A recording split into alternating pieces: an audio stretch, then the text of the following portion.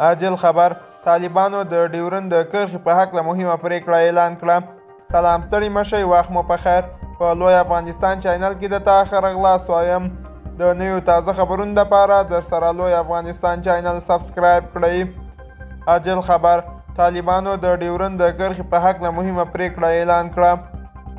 د افغانستان نوي حکومت د ډیورند په کرښې باندې د نویو اقداماتو اعلان کړی دی.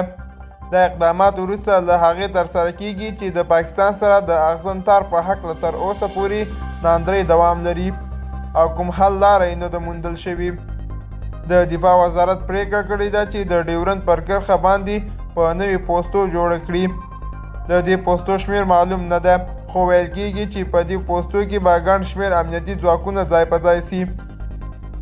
په دې وروستۍ کې د پاکستان حکومت په داخل کې د امنیت مشکلاتو سره مخ دی او په پاکستان کې د امنیت پیښو د رامنځته کېدو په مهال ګوته افغانستان ته نیسي او دعوه کوي چې برید کوونکي د افغانستان د خاورې څخه ګټه اخلي.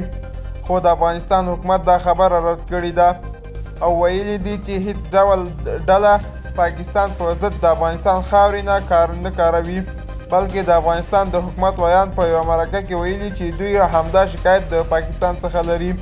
دوستانو، دا زموږ د دې ساعت چمتو کلی خبر. تر بیا ښې چارې.